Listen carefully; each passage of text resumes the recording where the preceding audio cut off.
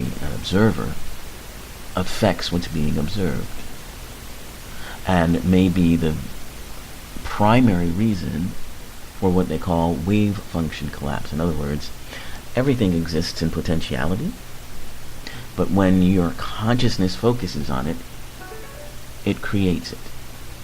It chooses one form to create, and that's when the wave function collapses, and you have what some would call reality.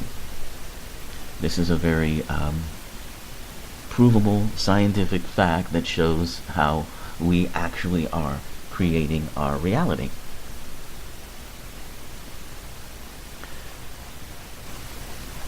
So the use of these, psychoactive drugs, as they may be called, psychedelics, mescaline, psilocybin mostly, LSD, and ecstasy, or MDMA, is also in this category, but I think just because it's a newer drug, it has not been researched as much as the others have been. And I'm going to give you a history on that research in just a minute. But basically, how the brain mechanisms are affected by these isn't very well understood.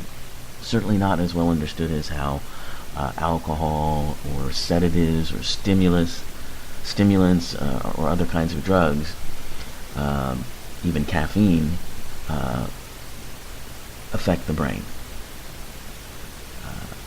Neuropsychology and neuro research starting to begin to understand what's going on. Mostly what they know is that there's a neurotransmitter in the brain that communicates. It's called serotonin. And that it's thought that these drugs affect that serotonin. But there hasn't been enough research to find out why that is. And this may change shortly, since we, as I mentioned, are doing much more research in this area. There's been research with brain waves during meditation, particularly research using yogis who practice various meditative techniques. And the research has shown brain waves differing, corresponding to ordinary relaxation and those in meditation. The most extensive study of these characteristics of changing consciousness, if you will, or altered states of consciousness, took place in the 60s and 70s, as you might guess. A psychologist by the name of Charles Tart analyzed a state of consciousness as being made up of component processes, including exteroception, that's sensing the external world; interoception, sensing the body; input processing, seeing meaning; emotions, memory, time, sense of identity; evaluation and cognitive processing; motor output; and interaction with the environment. Each of these, in his view, could be altered in multiple ways by drugs or meditation. The components that Tart identified have not been validated by traditional science or traditional empirical sorts of studies. I tend to think that this kind of, and the reason why we don't have answers about consciousness, and the reasons why we don't have answers about intuition, or the reason psychic research is, though it's being done and it is valid science, it isn't accepted in traditional scientific approaches, is that the traditional scientific approach simply doesn't work to study something of this nature. You have to use something else.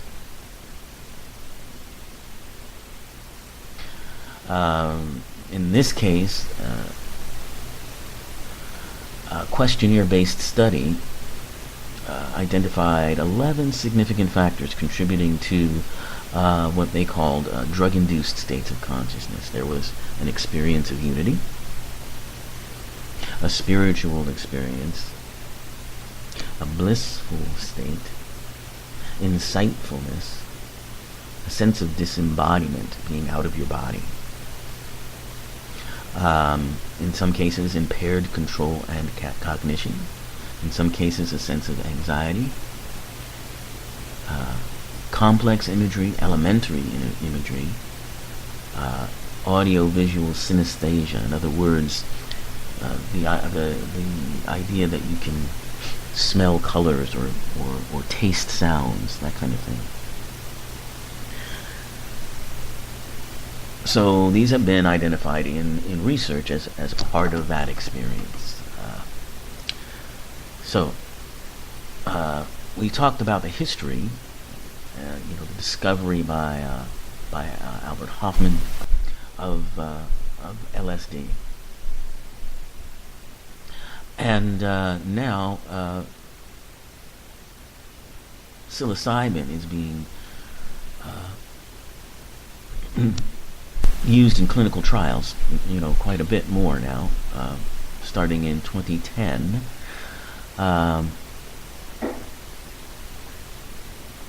And according to this article,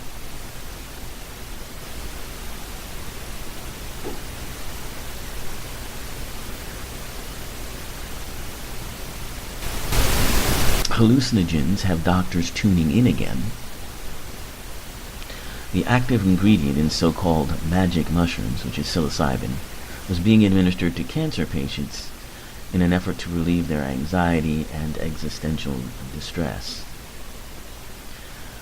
And one of the researchers is quoted as saying, the influence of these hallucinogens, individuals transcend their primary identification with their bodies and experience ego-free states, and return with a new perspective and profound acceptance. Now, this article goes on to look at the case of one man, Patrick Metis, who had been diagnosed with cancer, and his use of this drug and the research that was done with it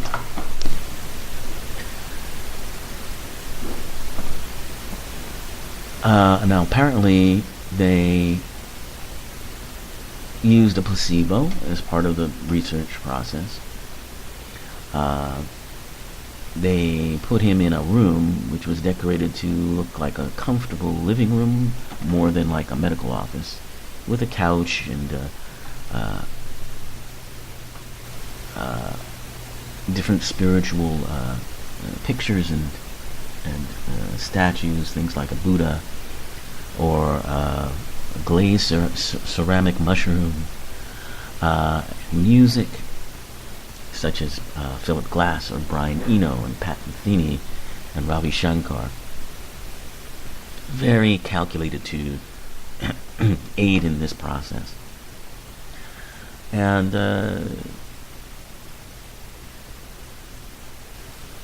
now apparently the results of this research was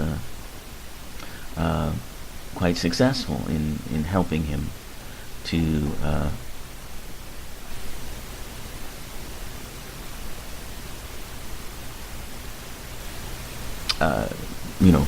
overcome a lot of his fear.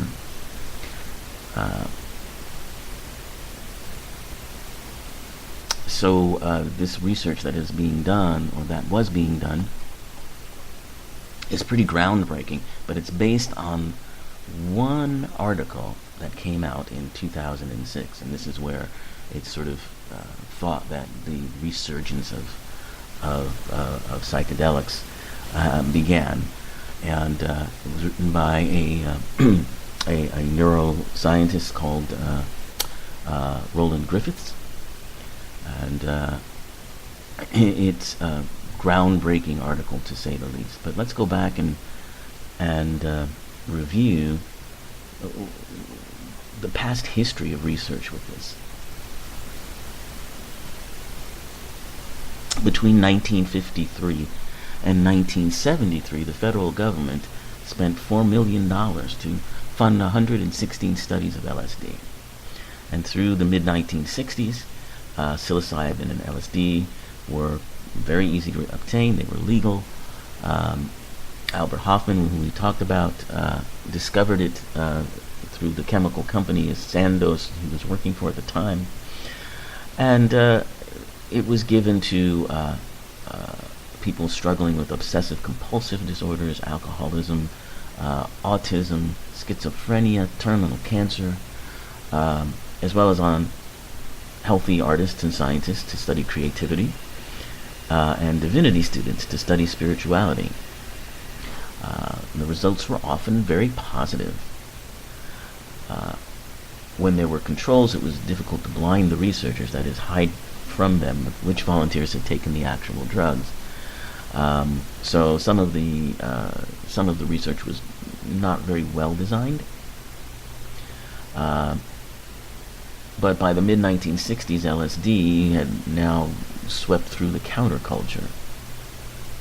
And in 1970, Richard Nixon signed the Controlled Substances Act and put most psychedelics on Schedule I, which prohibits their use for any purpose. And that pretty much put an end to the research that was being done.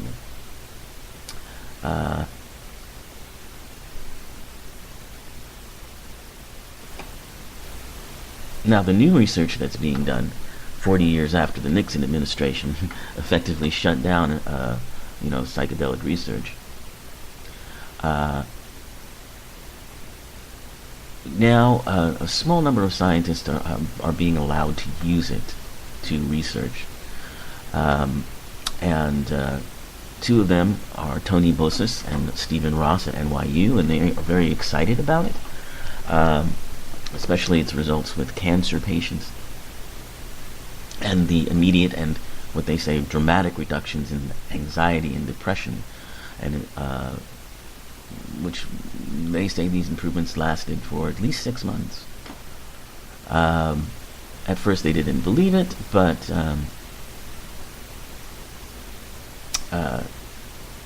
and they thought perhaps that these people were faking, but as it turns out, no. Ross reports that people were saying things like, "I understand love is the most powerful force on the planet," or "I had an encounter with my cancer, this black cloud of smoke." People who had been palpably scared of death lost their fear. And so many researchers are rediscovering this and using words like mind-blowing. People don't realize how few tools we have in psychiatry to address existential distress. Bossis is saying, Xanax isn't the answer, so how can we not explore this if it can recalibrate how we die? So, this goes back to, the idea of giving psychedelic drugs to people who are dying goes back to Aldous Huxley in 1953. And his book, The Doors of Perception. And psilocybin first came to the attention of Western medicine in 1957 in a Life magazine article through a mycologist by the name of R. Gordon Wasson, who used the magic mushrooms and discovered them among indigenous Mexicans, and was given them by Maria Sabina, a healer or shaman from southern Mexico. And he gives a first-person account of his journey using these drugs, which inspired Timothy Leary, of course, and we all know what happened then. So the first wave of research into psychedelics was sort of curtailed because there was maybe too much excitement about their potential.